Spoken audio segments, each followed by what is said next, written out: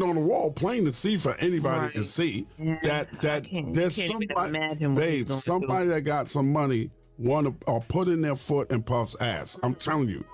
So when they put you on that motherfucking pedestal, and then you start thinking it's about you, and you want to take over their shit, them people look back. It's great for us to work for them. It's not so cool when you start to own things. Welcome to the very first episode of OD or Nah, the show where we dive deep into the wildest stories out there and ask, are they overdoing it or not? Let me explain how it works. At the end of each segment, we want you to head down to the comments and let us know what you think. And if you think the person in the story in question went too far, we want you to drop an OD or comment the color red. Or if, nah, it's all good, they didn't go too far, we want you to drop the comment nah or the color green. And sometimes someone might push the boundaries, but in a good way, breaking barriers and making a positive impact. If that's the case, drop the color blue. Man, we're gonna kick things off today with none other than the man of 1,000 names, Sean Combs, AKA Puff Daddy, AKA Puffy, AKA P. Diddy, AKA Love. Of course, AKA the Diddler. Yeah, you heard me right. The last one is making all kinds of headlines right now, and it's probably the most infamous one yet. We all know how Sean Combs gets down, and we also know Sean Combs has been one of the most powerful forces in hip hop and pop culture for like decades. From his music empire to his ventures in fashion, TV, and especially his liquor business. This man has his hands, or had his hands, in everything. But as we all know recently, Puff's name has been back in the spotlight for all of the wrong reasons. He's facing some serious charges and some serious accusations, and many people are wondering, why now? Is it karma, or is it something more sinister? Let's talk theories. Some people are saying that Puffy's current downfall is no accident, that it's a coordinated takedown actually. Puffy has been a major player in the liquor business, like, we know with Dillion and Ciroc, but most notably with Ciroc, which has been raking in like billions over the years, right? But when you start messing with big money, big corporations start messing with you.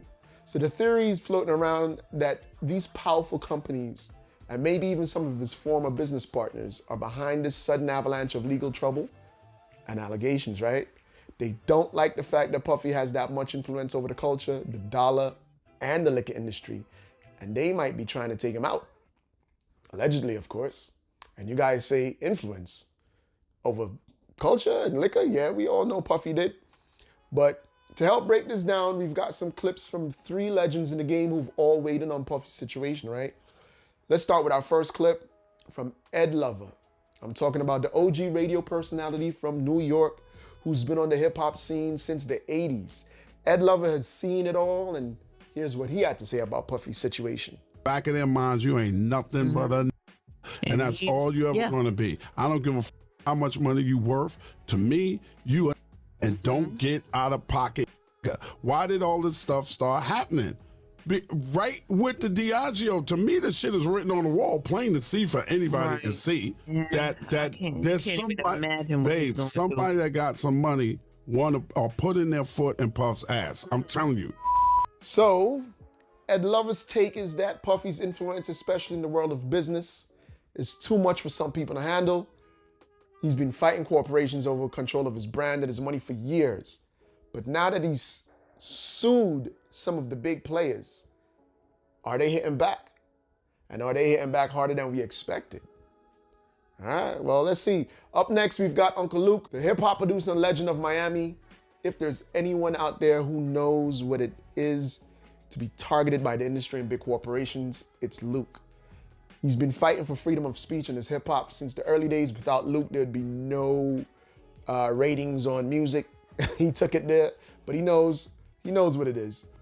Luke's theory on Puffy is pretty similar to that of Ed Lover.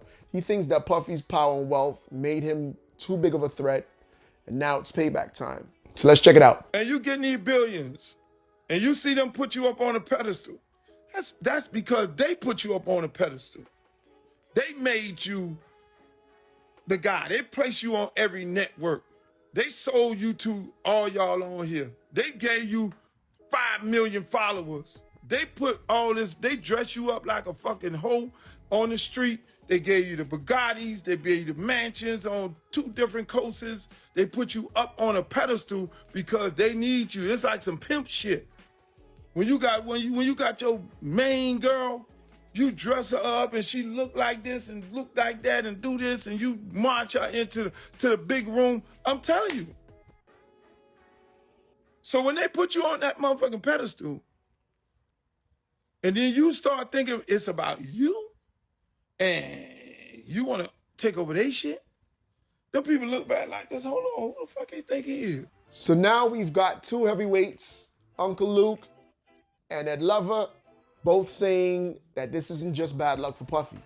They think someone is pulling the strings, trying to make sure Puffy's empire crumbles, and all these accusations and legal troubles, we already know it's just the beginning.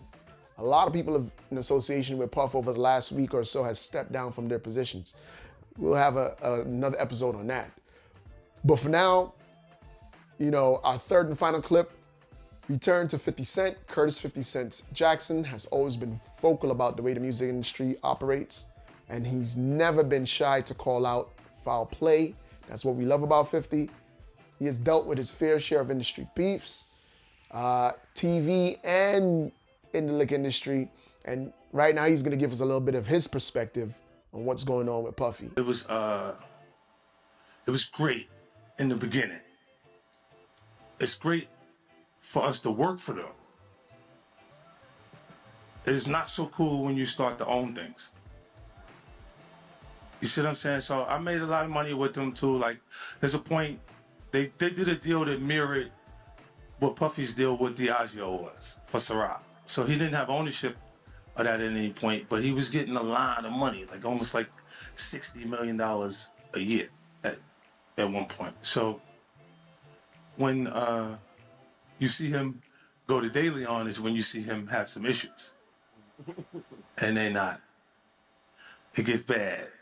You know, and these people have really strong relationships. Don't think that the civil case doesn't turn into a criminal case faster because he's making them uncomfortable. That's a big part of it. So there you have it. 3 different perspectives, all pointing to the same theory. Puffy's got too much influence, too much power, and now it seems like people in high places are trying to take him out. Whether it's big corporations or former business partners, the timing, that's suspicious to say the least, man. So the question is, are they overdoing it with this takedown? Or is Puffy just getting what's been coming to him for years? Let's not pretend that the man doesn't have his fair share of secrets. But the real question is, why now?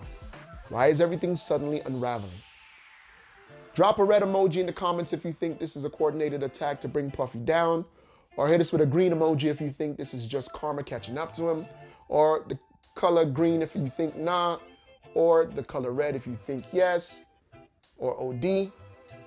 But that's it for today's episode of OD or Nah, Overdoing It or No. Make sure to subscribe, hit that notification bell, and keep the conversation going in the comments. Let's hear what you think. OD or Nah. See you on the next one.